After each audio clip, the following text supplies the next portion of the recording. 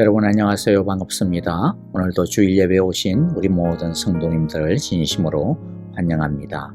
우리 하나님의 놀라우신 은혜와 사랑이 예배드리는 우리 가운데 풍성하게 임하여 주시기를, 성령의 충만한 역사들이 넘치시기를 간절히 기도하고 축복합니다. 이제 우리 함께 찬양하면서 우리 주님 앞에 나아가 예배하겠습니다.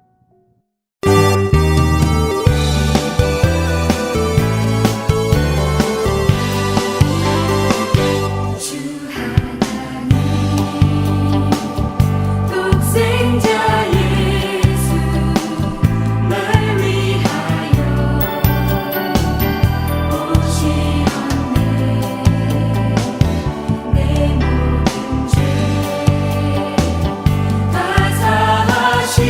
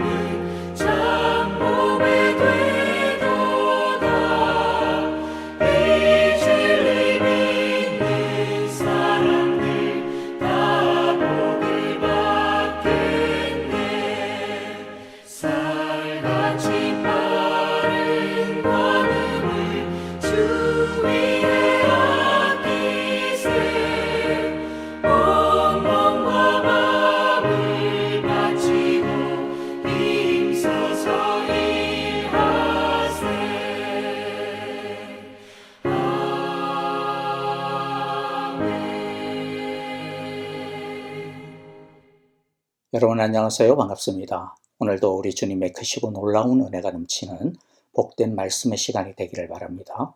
우리 함께 오늘 주시는 하나님의 말씀 요한계시록 20장 7절부터 15절까지 같이 읽어보도록 하겠습니다. 7절부터 읽습니다. 천년이 끝나면 사탄은 옥에서 풀려나서 땅의 사방에 있는 민족들 곧 곡과 마곡을 미혹하려고 나아갈 것입니다. 그리고 전쟁을 하려고 그들을 모을 것인데 그들의 수는 바다의 모래와 같을 것입니다. 그들은 지면으로 올라와서 성도들의 진과 하나님께서 사랑하시는 도시를 둘러쌌습니다. 그러나 하늘에서 불이 내려와서 그들을 삼켜버렸습니다. 그들을 미혹하던 악마도 불과 유황의 바다로 던져졌는데 그곳은 그 짐승과 거짓 예언자들이 있는 곳입니다. 거기에서 그들은 영원히 밤낮으로 고통을 당할 것입니다. 나는 크고 흰 보좌와 거기에 앉으신 분을 보았습니다. 땅과 하늘이 그 앞에서 사라지고 그 자리마저 찾아볼 수 없었습니다. 나는 또 죽은 사람들이 큰 자나 작은 자나 할 것 없이 다 그 보좌 앞에 서 있는 것을 보았습니다. 그리고 책들을 펴놓고 또 다른 책 하나를 펴놓았는데 그것은 생명의 책이었습니다. 죽은 사람들은 그 책에 기록되어 있는 대로 자기들의 행위대로 심판을 받았습니다. 바다가 그 속에 있는 죽은 사람들을 내놓고 사망과 지옥도 그 속에 있는 죽은 사람들을 내놓았습니다. 그들은 각각 자기들의 행위대로 심판을 받았습니다. 그리고 사망과 지옥이 불바다에 던져졌습니다. 이 불바다가 둘째 사망입니다. 이 생명책에 기록되어 있지 않은 사람은 누구나 다 이 불바다에 던져졌습니다. 아멘. 우리는 지난 주일에 요한계시록을 읽을 때, 성경을 읽을 때 예수님이 우리에게 전하여 주신 하나님 나라의 복음이라고 하는 관점에서 성경을 읽는 것이 다른 어떤 관점으로 읽는 것보다 훨씬 더 안전하고 분명하고 올바르다라고 하는 것에 대해서 이야기를 나누었습니다. 왜냐하면 예수님이 선포하신 것이니까요. 예수님이 가르쳐 주신 것인데 예수님께서 그것을 위해서 오셨는데 우리가 그것을 제외하고 다른 것을 대체한다라고 하는 것은 말이 안 된다라는 것이죠. 그래서 우리는 지난주에 천년 동안 다스린다. 또 사탄이 결박이 되었다. 잠시 놓여졌다. 살아났다. 예수님과 함께 왕노릇한다. 첫 번째 부활. 이와 같은 것들을 하나님 나라의 복음이라고 하는 주님의 그 복음의 관점에서 우리가 풀어보았습니다. 자, 이제 오늘 우리가 본문의 말씀을 함께 나눌 텐데요. 그 전에 잠시 이제 하나님 나라의 복음이 뭔지, 하나님 나라가 무엇인지에 대해 조금 정리를 한번 해드리려고 합니다. 제가 이것에 대해서는 여러 번 여러분과 함께 나누었기 때문에 아마도 여러분들이 다 기억이 나실 거예요. 이 하나님 나라의 도표는요, 그야말로 꿈속에서라도 우리들이 외우고 있을 정도로 꼭 익혔으면 좋겠습니다. 왜냐하면 이 하나님 나라에 대해서 똑바로 알 때 우리가 예수님의 제자로 이 세상에서 살아갈 때 올바르게 살아갈 수가 있고 또 올바른 목표와 바른 목적을 향하여서 우리들이 흔들림 없이 이 세상 속에서 살아갈 수 있도록 해주는 능력이 되기 때문에 그렇습니다. 자, 먼저 여러분들 아마 화면에 파워포인트 자료가 나올 텐데요. 첫 번째 그림은 보시면 하나님 나라라고 하는 것은 구약 예언자들을 통해서 하나님께서 약속하신 언약이라고 하는 사실입니다. 하나님 나라에 대한 개념은요, 어느 날 갑자기 뚝 하고 하늘에서 뚱딴지처럼 튀어나온 것이 아니고요. 하나님께서 하나님의 예언자들을 통해서 그들에게 주의 날, 말세에 대한 약속, 메시아에 대한 약속, 그와 같은 것을 통하여서 하나님 나라에 대해서 약속해 주셨습니다. 어느 날 분명히 하나님의 나라가 임할 것이다라고 약속해 주셨죠. 그런데 하나님의 약속의 특징이 뭡니까? 그 약속은 반드시 성취되어진다라고 하는 것이죠. 하나도 성취되어지지 아니한 하나님의 약속은 아무것도 없습니다. 모든 하나님의 약속은 반드시 성취가 되었습니다. 이 하나님의 나라도 성취가 되었습니다. 누구에 의하여? 바로 예수 그리스도에 의하여서 성취가 되었습니다. 그래서 지난 주일날 우리가 살펴본 것처럼 예수님에 의하여서 사탄이 이미 결박이 됐습니다. 예수님의 십자가의 죽음으로 인하여서 죄의 모든 문제들은 해결이 되었고 죄와 사망의 권세는 힘을 잃게 되었고 사탄은 그 머리가 부수어지고 박살이 났습니다. 예수님이 십자가에 못 박힘으로 인하여서 뱀이 사탄이 승리하는 것처럼 보였습니다. 하지만 그것은 아니었죠. 그야말로 발 뒤꿈치를 무는 것과 같았을 뿐입니다. 예수님은 사흘 만에 죽은 자 가운데서 다시 살아나심으로써 오히려 사탄의 머리를 밟으셨습니다. 하지만 사탄이 완전히 죽은 것은 아니죠. 완전히 끝난 것은 아닙니다. 요한계시록 19장 우리가 지난주에서 살펴보았듯이 잠시 사탄은 노임을 받고 있습니다. 그래서 세 번째 그림을 보시면요. 지금 바로 교회의 시대입니다. 예수님을 통하여서 already 이미 하나님의 나라가 임하였어요. 그러나 not yet이 뭡니까? 아직 하나님의 나라가 완성되어진 것은 아니다라는 것이죠. 사탄은 결박당하였지만 머리가 깨어졌지만은 그러나 아직 죽지 않고 잠시 풀려나서 두루 삼킬 자를 찾고 있다라고 하는 것이죠. 그래서 오늘날 교회는 뭡니까? 어려움을 겪고 있는 것이죠. 우리의 삶이 어려움을 겪고 있습니다. 짐승과 용의 공격이 있기 때문에 그렇습니다. 요한계시록을 보면 2장부터 17장까지 쭉 이어진 내용이 바로 짐승에 의하여 용에 의하여 교회가 하나님의 백성들이 고통을 당하고 있는 이야기였습니다. 요한계시록을 통해 하나님께서는 우리가 이 세상을 살아가는데 땅의 세상만 살고 있는 것이 아님을 알게 하십니다. 이 땅의 세상만 있는 것이 아니라 눈에 보이지 아니하는 하늘의 세상이 있다. 너희는 하늘의 세상을 함께 살아가고 있다라고 하는 것을 두 세계 속에서 살고 있다라고 하는 것을 알라고 말씀해 주십니다. 땅을 보면 싸움이 있고 눈물이 있고 신음이 있고 성도들의 피눈물의 기도가 있습니다. 땅을 보면 승리와는 멀어 보입니다. 땅을 보면 마치 하나님의 나라가 이루어지지 아니한 것처럼 보입니다. 그런데 이 땅의 세계가 전부가 아니라고 하는 것을 보라는 것이죠. 그래서 성경 요한계시록을 통해서 하나님께서는 중간중간마다 어떤 장면을 끼워서 보여주십니까? 하늘의 그림을 보여주는 것이죠. 하늘을 보면 하나님의 보좌가 있고 거기에는 승리가 있고 거기에는 노래가 있습니다. 이것은 바로 하나님 나라가 이미 승리하고 있음을, 이미 다스려지고 있음을, 이미 통치하고 있음을 보여주는 승리의 측면인 것이죠. 이 두 세계의 그림이 보여주는 난예세, 이 그림이 보여주는 메시지가 뭡니까? 이 땅을 살고 있는 우리에게 이 땅만 보지 말고 하늘을 잊지 말라라는 것입니다. 이미 하나님의 나라가 already 이미 승리하였음을, 이미 임하였음을, 비록 우리 가운데 싸움이 있지만은 그러나 사실은 이미 하나님의 통치가 시작이 되었음을, 승리 가운데 너희가 살고 있음을, 하늘의 승리 가운데 그 아래서 이 땅에서 살고 있다라고 하는 것을 잊지 말라라고 하는 소망이요 격려의 메시지를 우리에게 주시는 것이죠. 그러면 언제 완성이 됩니까? 네 번째 그림입니다.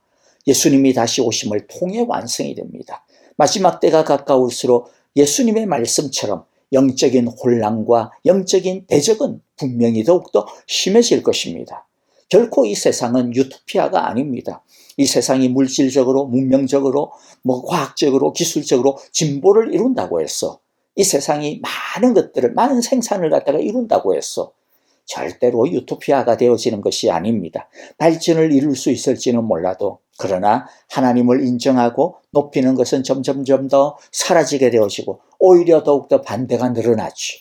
인간성은 더욱더 점점 상실되어져 갈 것이며 인간들은 더 자기 사랑, 더 자기만 아는 자기 중심성, 자기 만족을 추구하는 이 극심한 자기애가 심해질 거예요. 그래서 다 자기만을 사랑하다 보니까 어떻게 됩니까?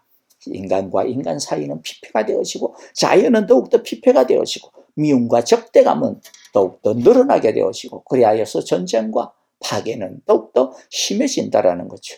예수님은 이 무질서와 파괴를 종식시키기 위해 하늘을 가르시고 이 땅에 임하십니다. 이때 오실 때는 심판의 주로 오시는 거죠. 새하늘과 새 땅에 하나님의 나라를 완성하시는 부활의 주로 임하십니다. 자, 이제 이 하나님 나라의 도표로 갖다가 정리를 하면요. 하나님 나라의 복음이 우리에게 주는 메시지가 무엇입니까? 첫 번째는요. 하나님의 나라가, 하나님의 통치가 already 이미 시작이 되었음을, 이미 이루어졌음을, 이미 우리 가운데 통치되고 있음을 기억하라, 믿으라. 사탄이 이미 결박이 되었음을 믿으라 하는 것이죠. 두 번째는 어떤 메시지예요? 그러나 끝이 아니다. Not yet, already 이미 시작이 되었지만 not yet, 아직 완성된 것은 아니다. 그래서 싸움은 여전히 진행 중이다. 하지만 뭐예요? 두려워하지 말라. 싸움이 있지만 두려워하지 말라. 왜냐하면 사탄의 머리가 깨졌기 때문에, 하나님의 통치가 사탄의 머리를 짓밟고 있기 때문에. 그래서 사탄의 힘은 제한적일 수밖에 없고, 이 땅에서의 싸움은 여전하겠지만은, 그러나 사탄이 이미 결박되어져 있는 그 행동 반경이 제한적일 수밖에 없기 때문에 두려워하지 말라. 주님께서 이 하나님 나라를 통하여 우리에게 말씀하시죠. 그리고 마지막 세 번째는 뭐예요? 완성되어지는 그 날이 반드시 있다. 완성의 날이, 승리의 날이, V-Day, Victory Day가 반드시 온다. 그 날은 주님의 의로운 심판의 날이 되어질 것이다.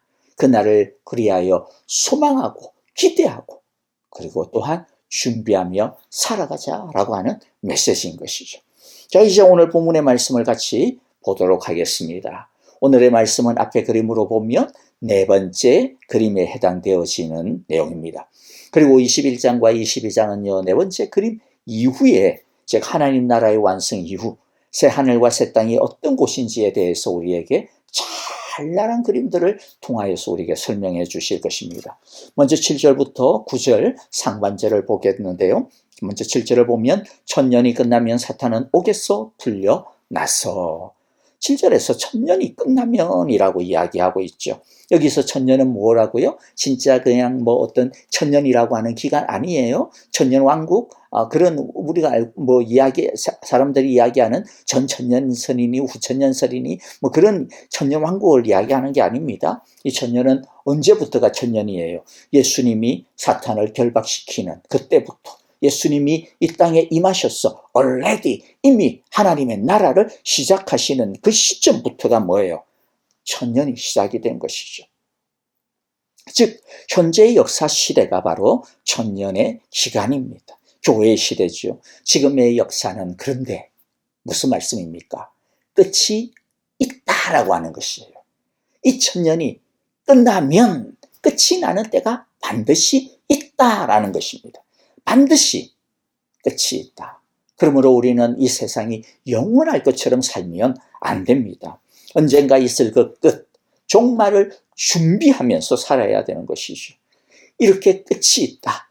그것이 천년이 끝나면, 그런데 그 종말에, 그 끝나는 날에 어떤 일이 벌어져요? 사탄이 옥에서 풀려난다 라고 말씀합니다.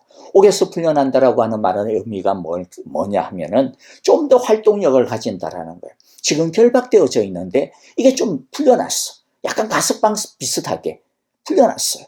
가석방은 뭐예요? 완전히 죄가 없어진 건 아니죠. 다 끝난 게 아니죠. 잘못하면 들어가는 것이죠. 행동에 제약이 있는 걸 이야기하는 것이죠.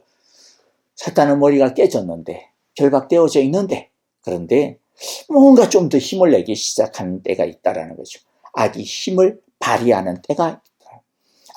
악이 더욱더 흥왕하는, 악이 왕성하게 활동하는 시절이 이 역사의 마지막 순간에 분명히 있을 것이라고 말씀하고 있는 것입니다.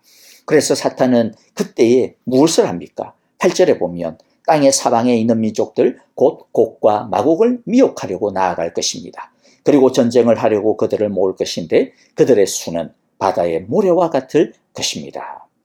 자, 이 말씀은요, 구약의 배경을 가지고 있습니다. 구약 에스겔서 38장 39장에 나오는 곡과 마곡의, 그리고 또 그 연합군들이 이스라엘과 전쟁을 벌이는 그것에 대한 예언을 배경으로 하고 있어요.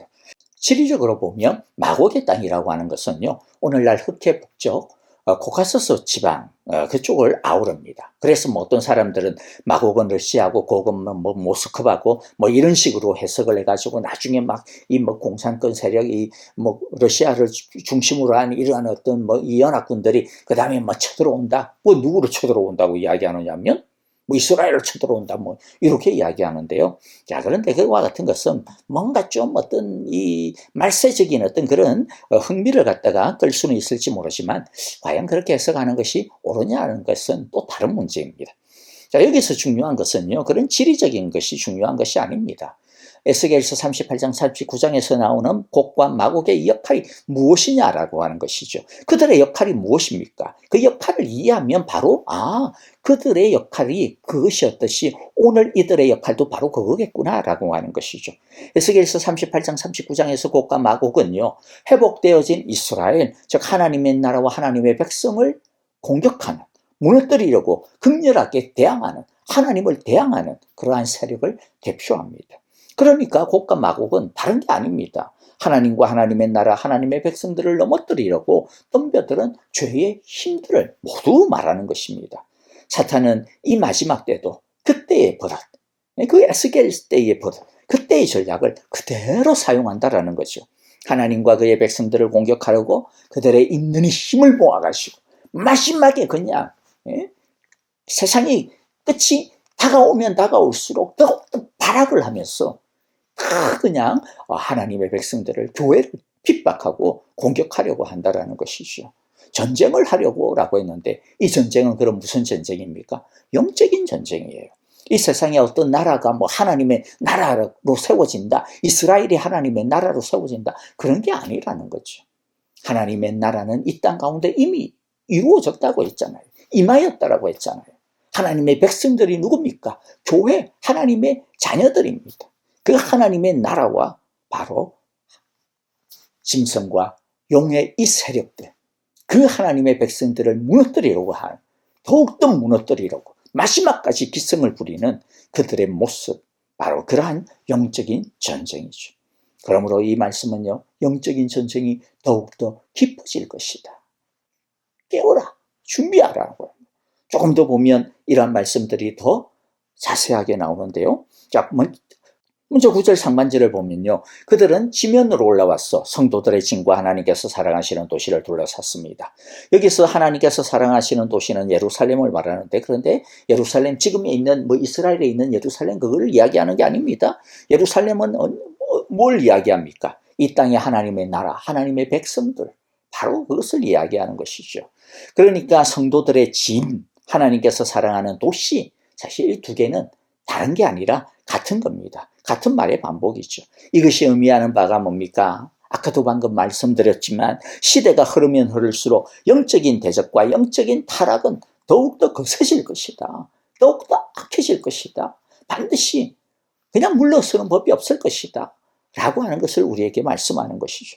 그래서 마태복음 24장 3절에 보면 제자들이 예수님에게 예수님께서 다시 오실 때의 징조가 어떤 게 나타납니까? 라고 말씀해 달라고, 가르쳐 달라고 하는 이야기들을 봅니다.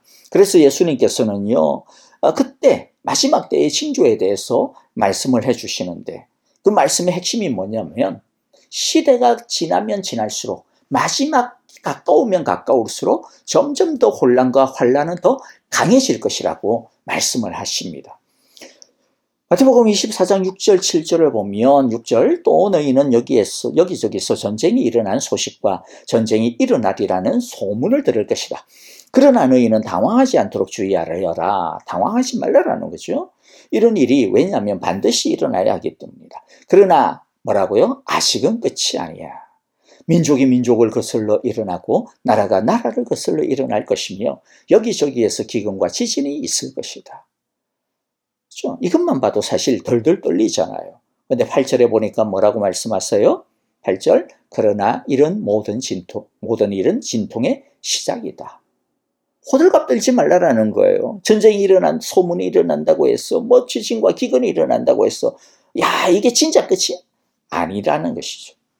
이제 겨우 시작이야. 이제 겨우 첫걸음이야 라는 것이죠. 그래서 9절에 보면 그때의 사람들이 너희를 환난에 넘겨줄 것이며 너희를 죽일 것이다. 또 너희는 내 이름 때문에 모든 민족에게 미움을 받을 것이다. 점점 환난이 심해져요.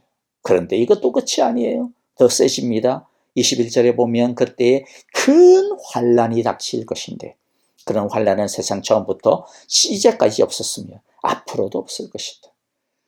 예수님께서 이런 말씀을 우리에게 주시는 이유가 뭡니까? 환난에 대하여 주시는 이유가 겁먹으라고 우리에게 막 두려움을 안겨주려고요?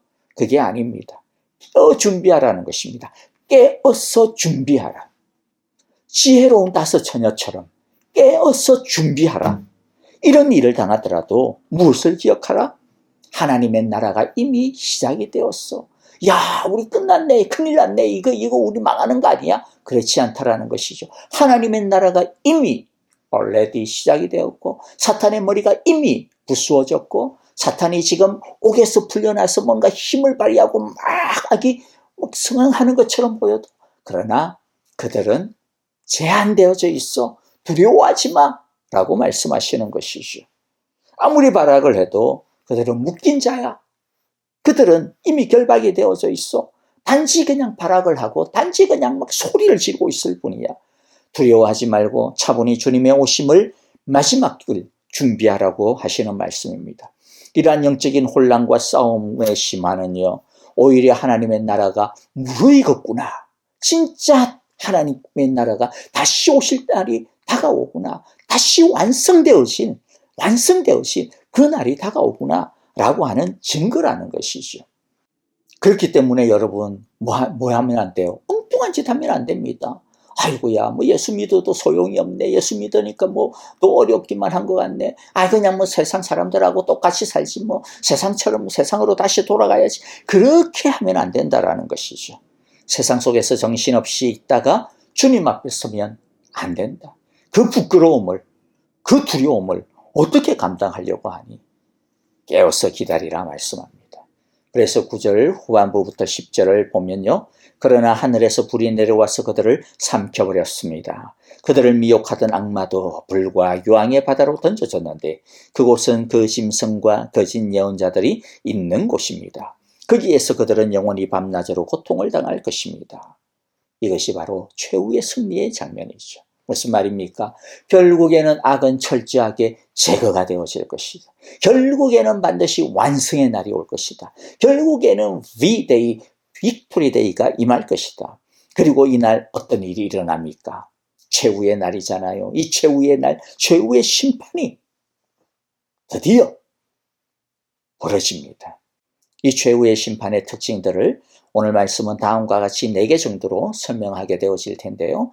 자, 간단하게 정리를 해보도록 하겠습니다. 첫째는요, 최후의 심판의 심판장이 누구냐? 누가 도대체 이 심판의 심판장이냐? 바로 거룩하신 하나님입니다.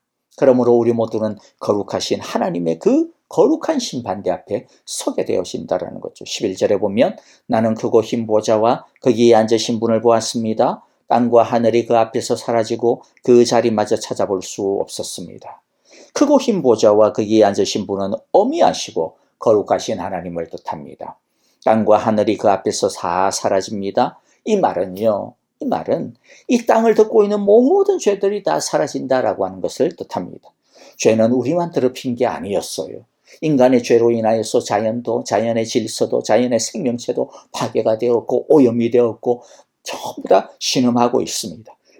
하나님께서 죄를 없애주시는 것은 우리의 죄만이 아닙니다. 우리의 죄로 인하여서 파괴되어진 다른 피조세계, 그들의 억눌림까지, 그들의 더러움까지, 그들의 악함까지도 씻어주시는 것입니다. 이 땅을 덮고 있는 모든 죄를 다 심판하시고 물러가게 하심으로 세상은 그야말로 우리가 새롭게 구속함을 입었듯이 세상도 새롭게 구속함을 입어 그래서 뭐예요? 새 하늘과 새 땅이 이루어지는 것이죠. 이 말은 죄가 전부 씻어진 하나님의 창조의 질서와 목적이 완성되어진 극도의 아름다움, 극치의 아름다움이 비로소 시작이 되어진다라고 하는 것을 의미합니다. 그러므로 그날은요, 모든 죄와 어두움은 다 사라지고 하나님의 영광과 거룩으로 다 새 옷을 입게 되어지는 날이 되어지는 것이죠. 둘째는 두 갈래의 심판에 들어서게 됨을 이야기하고 있습니다. 12절 13절인데요. 나는 또 죽은 사람들이 큰 자나 작은 자나 할 것 없이 다 그 보좌 앞에 서 있는 것을 보았습니다. 그리고 책들을 펴놓고 또 다른 책 하나를 펴놓았습니다. 그것은 생명의 책이었습니다. 죽은 사람들은 그 책에 기록되어 있는 대로 자기들의 행위대로 심판을 받았습니다. 바다가 그 속에 있는 죽은 사람들을 내놓고 사망과 지옥도 그 속에 있는 죽은 사람들을 내놓았습니다.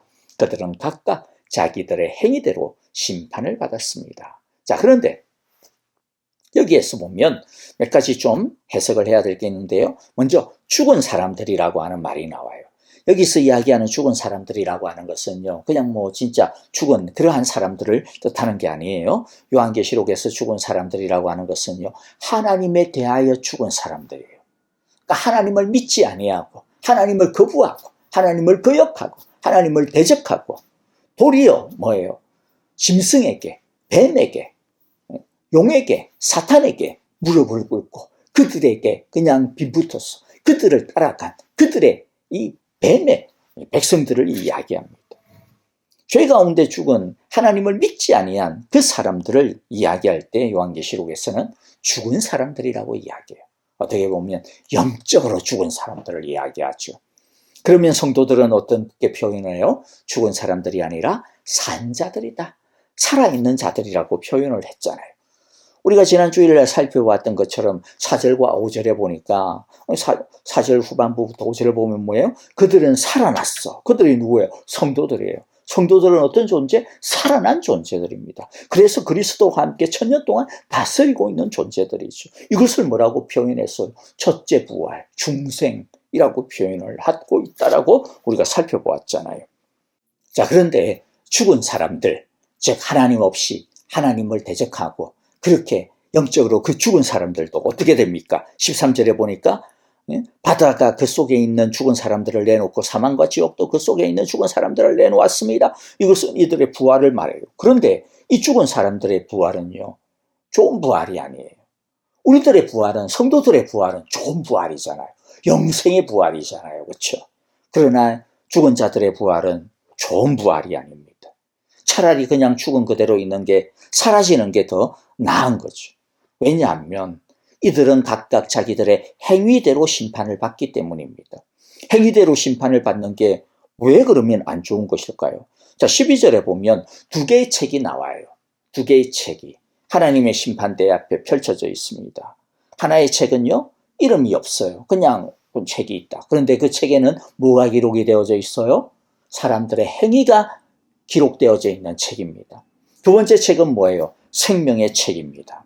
이 생명의 책, 그러니까 사람들이 생명의 책으로 심판을 받는 사람이 있고, 행위에 기록되어져 있는 그냥 편의상 행위의 책에 의하여서 심판을 받는 사람들, 두 부류, 두 갈래가 있다라는 것이.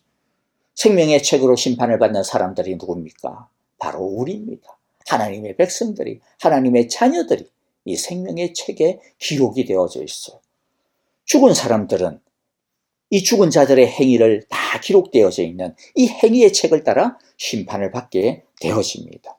이 책에 기록되어져 있는 자신들의 행위를 따라 누구의 판결을 받아요? 세상의 법이 아니에요? 자기의 양심이 아니에요? 누구의 법이에요? 하나님의 거룩하신 말씀에 따라, 하나님의 거룩에 따라, 하나님의 정의에 따라 심판을 받게 됩니다. 2차 세계대전이 끝나고 나치 전범자들은 1945년과 46년에 걸쳐가지고 니른베르크에서 전범 재판을 받게 됩니다. 그 재판을 통해서 12명의 중요한 나치 인물들이 사형 선고를 받았어요. 여러분, 수천만 명이 죽었어요. 수백만 명이 죽었어요. 수천 사람들이 엄청난 고통을 당했습니다. 그런데 그 전범들이 꼴랑 몇 명요? 12명 사형 선고받아요. 많은 사람들이 재판을 받기는 했지만, 그런데 오히려 또 많은 사람들은요, 그 재판을 피했습니다. 심지어는 유능한 사업가, 과학자들과 같은 경우, 의사들과 같은 경우에는요, 미국이나 소련에 의해가지고 빼돌렸어요. 그들은 아예 재판도 받지 않았어요. 그들은 오히려 먼저 그냥 미국과 소련들이 다 몰래 몰래 빼돌려가지고, 왜? 자기들에게 유익하니까, 자기들에게 뭔가 도움이 될 만하니까 빼돌리기까지 했습니다. 일본에 대한 전범 재판은 더 엉망이었어요. 여러분, 세상의 정의는 이렇듯 엉망이에요. 그러니까 뭐라고 말해요? 유전무죄, 무전유죄, 이런 말이 나오잖아요. 힘이 있고 돈이 있고 빽이 있으면 있는 죄도 없어지지만은, 아무것도 없는 사람들은 없는 죄까지도 그냥 덤태기로 얼마든지 시용을 받는 것이 오늘날의 이 세상의 정의죠. 사람들은 이러한 정의에 익숙해 있어요. 그러니까 하나님의 심판에 대해서도 에이, 그거 뭐 별거 아니겠지, 뭐 다 봐주시겠지, 하나님은 사랑이시라며, 하나님 사랑이신 하나님이 뭐 설마. 여러분, 그런데 하나님의 이 심판대에서는요, 하나님의 긍휼이 없어요. 하나님의 자비가 없어요. 하나님의 은혜가 없어요. 오직 뭐만 있어요? 하나님의 거룩이 있어요. 하나님의 정의가 있어요. 하나님의 공의만이 있을 뿐입니다. 하나님의 완전함만이 있을 뿐입니다. 그렇기 때문에 이 하나님의 심판 때는요, 정말로 강력한 정의가 집행이 되어지는 거예요. 이때까지 보지 못하였던, 정말 한치의 어긋남도 없는, 하나의 어긋남도 없는 완전한 정의가 이 하나님의 심판 때에서 이루어지는 겁니다. 그런데 하나님의 말씀의 법이 뭐예요? 죄의 삭은 사망입니다. 죄는 죽음입니다. 이것이 하나님의 유일한 법이에요. 죄에 대한 단 하나의 법입니다. 그 죄가 무엇든지, 그 죄가 어떤 죄든지, 사람들은 이건 더 뭐 악한 죄, 이건 더 뭐 덜 악한 죄, 뭐 그래가지고 뭐 또 뭡니까? 이 사람은 뭐 이게 정서적으로 좀 문제가 있으니까 경감해주고, 하나님의 법에는 그게 없어요. 이 세상 속에서 살아갈 때는 하나님의 자비와 하나님의 은혜가 있었지만은, 하나님의 심판대 앞에서는 오직 하나님의 정의만이 서슬프렇게 있을 뿐입니다. 그리고 그 모든 크든 작든 생각으로 지은 죄까지도, 무의식 속에서 지은 그 죄까지도 하나님의 심판대 앞에서는 오직 죽음뿐인 하나의 판결만이 남아있는 것이죠. 죄가 없다면 사람들은 이 하나님의 행위의 심판에서 살아날 거예요. 죄가 없다면. 그러나 과연 그 죄가 없는 사람이 누가 있을까요? 하나님의 정의의 빛 앞에서 숨길 것도 없고 감출 것도 없는데, 그 하나님의 정의를 통과할 사람이 과연 누가 있을까요? 여러분, 이 심판대의 메시지가 무엇입니까? 하나님은 이 땅의 불의와 죄악은 결국에는 심판을 절대로 피할 수 없다. 이 세상의 심판은 피했을지 몰라요. 이 세상에서는 속였을지 몰라요. 이 세상에서는 어찌했든 그냥 넘어갔을지 몰라요. 그러나 이 세상이 전부가 아니라는 거죠. 하나님의 심판 때는 반드시 걸려들게 됩니다.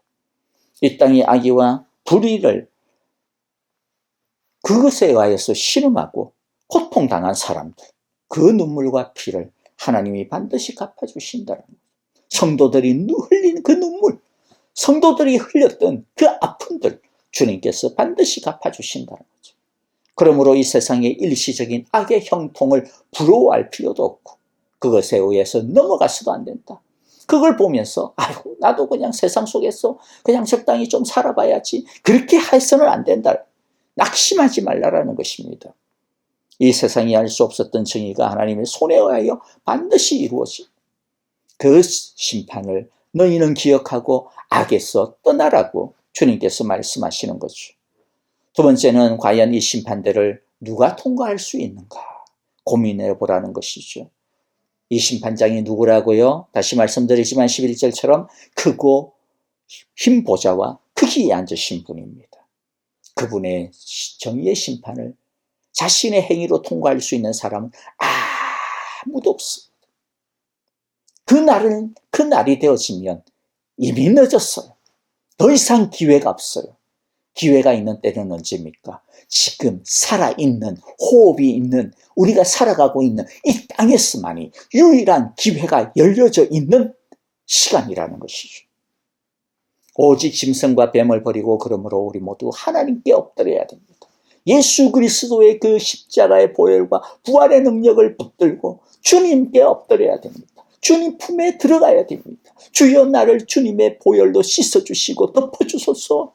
나를 붙들어 주소서. 나를 당신의 그 나라로 받아주소서. 한편 강도 십자가에서 달려있어 예수님과 함께 달려있었던 한쪽의 강도처럼 주여 나를 불쌍히 여겨주십시오. 주여 나를 당신의 나라로 이끌어 주시옵소서. 그렇게 우리들이 주님께 매달려야 됩니다. 주님을 믿어야 됩니다. 주님을 붙들어야 됩니다. 하나님께서 마련해 주신 유일한 살 길 예수 그리스도를 붙잡고 그분의 나라로 빨리 들어와 사는 길밖에 없음을 우리 모두 기억하며 그 나라의 뿌리를 내리고 세상 쳐다보지 말고 오직 하나님의 나라를 바라보며 나아가는 우리 모두가 되어지기를 바랍니다. 세 번째, 이 심판의 특징이 뭡니까? 생명책에 그 이름이 기록되지 않은 죽은 자들은 사망과 음부와 함께 불못에 던져진다. 14절 15절 그리고 사망과 지옥이 불바다에 던져졌습니다. 이 불바다가 둘째 사망입니다. 이 생명책에 기록되어 있지 아니하는 사람들, 즉 행위의 체계가에서 심판을 받은 그 모든 죽은 자들은 다 일부 불바다에 던져졌습니다. 불바다가 뭡니까? 하나님의 자비와 하나님의 사랑과 하나님의 긍휼하심과 하나님의 불쌍히 여기심이 하나도 없는 거죠. 오직 정의만이 살아있는, 하나님의 정의와 하나님의 거룩의 심판만이 살아있는 곳, 그곳이 바로 불바다입니다. 그러므로 여러분, 아직도 하나님을 모르고 살아가고 있는 사람들을 우리들이 정말로 불쌍히 여겨야 됩니다. 정말로 그들을 긍휼히 여겨야 됩니다. 그래서 그들이 어떻게든 이 불바다가 아니라 하나님의 자비와 은혜만이 넘치는 하나님의 생명의 나라, 새 나라와 새 하늘과 새 땅의 그 나라로, 그 생명의 책으로 들어올 수 있도록 우리들이 그들을 불쌍히 여기며 그들의 영혼을 부여잡고 그들에게 하나님 나라의 이 복음을 전해야 되지 않겠습니까? 마지막 네 번째, 이 세후 심판의 특징이 뭡니까? 생명책에 그 이름이 기록된 살아난 사람들이 누구예요? 우리를 이야기하는 거예요. 우리 첫째 부활에 참여한 사람, 영적 부활에 참여한 사람, 중생에 참여한 우리, 예수님을 믿는 우리는 어떻게 돼요? 하나님의 새 하늘과 새 땅으로 들어갑니다. 이것에 대해서는 우리가 이제 21장과 22장을 통해서 살펴보게 되어질 것입니다. 말씀을 마무리합니다. 여러분, 이 세상은 끝이 분명히 있습니다. 그 끝 가운데는, 그 끝에 종국에는 무엇이 있습니까? 바로 하나님의 심판대가 있습니다. 여러분, 우리가 어느 책에 기록이 되어 있습니까? 어느 책에 기록이 되어 있을까요? 우리 모두는 다 생명의 책에 기록되어져 있기 때문에 얼마나 감사하고 얼마나 안심이 되고 얼마나 할렐루야인지요.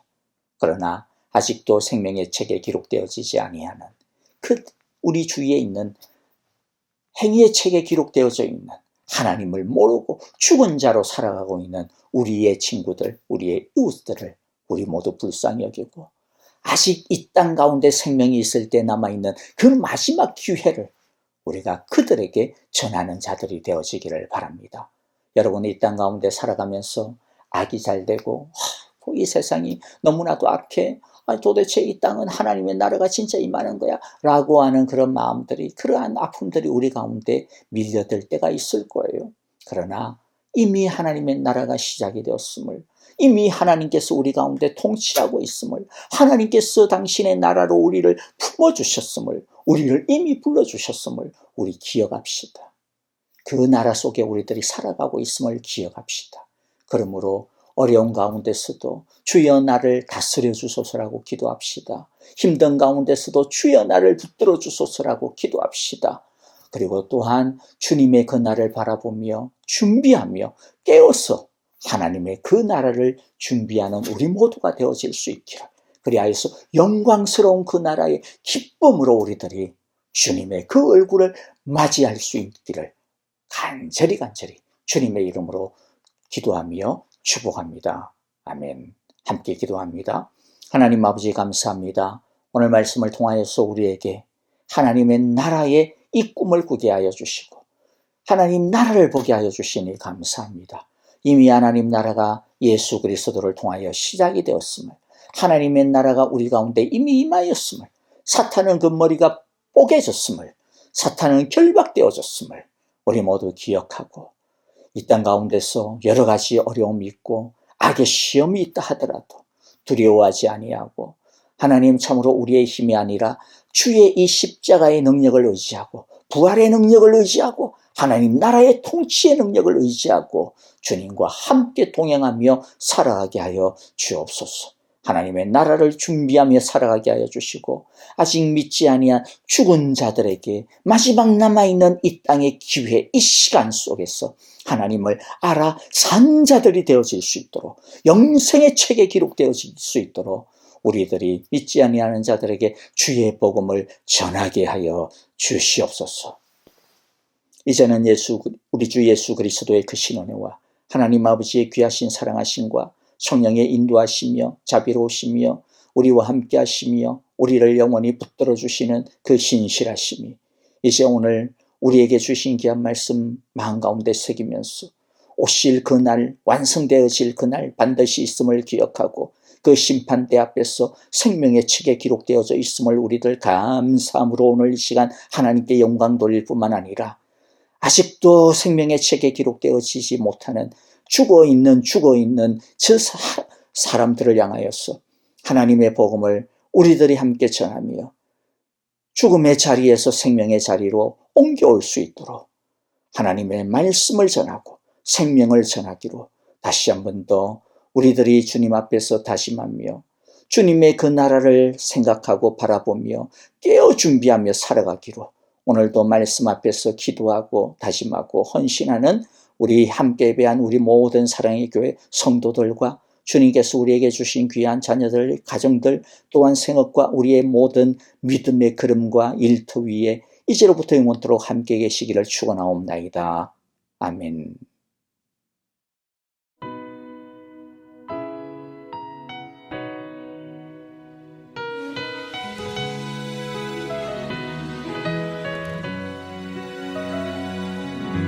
그날 모두 변화되리. 예수 모든 상처 치유되리. 이전 것은 지나가리라.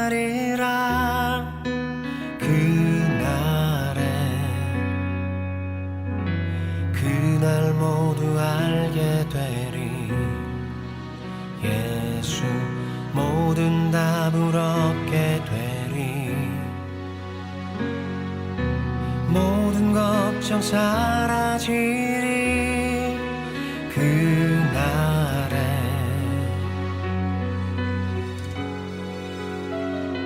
그날에 천국에서 영원한 기쁨 주와 나누리. 주의 얼굴 뵐 때 승리의 노래 부르리.